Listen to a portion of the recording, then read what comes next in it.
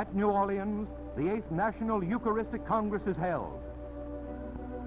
Cardinal Mundelein imparts the sacred papal blessing to a vast audience, a solemn assembly of inspiration.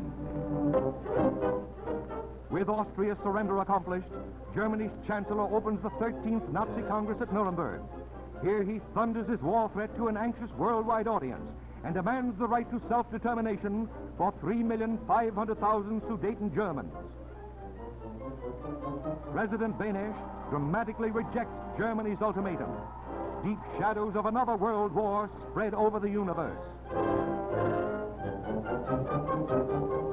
The small nation prepares for war as thousands of Sudetens flee to Germany.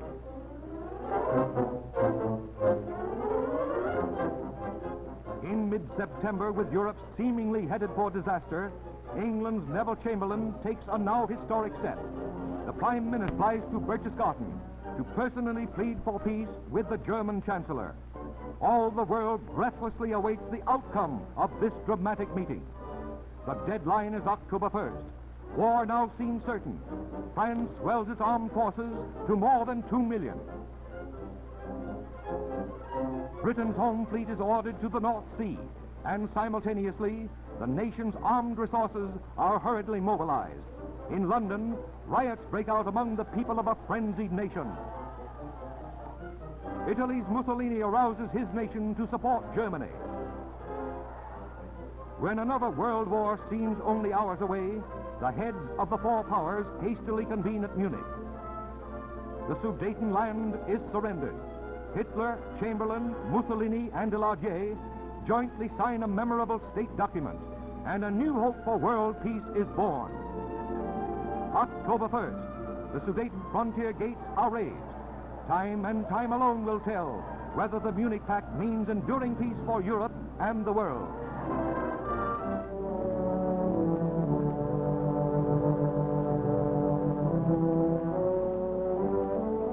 "20 years ago, the engines of war destroyed the Cathedral of Reims, a world-renowned shrine. Now philanthropy has restored this famed place of worship. Reims rises again, a majestic symbol of peace and happiness."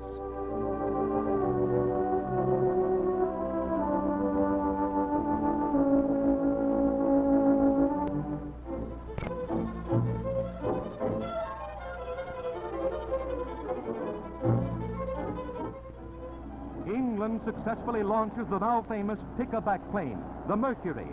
On its first flight, it crossed from Foynes, Ireland to Manhasset Bay, with a stop at Montreal, all in 25 hours. France's air achievement, a 6-motored, 70-passenger Sky Mistress, arrives at Port Washington, Long Island, completing the first commercial transatlantic hop overseas.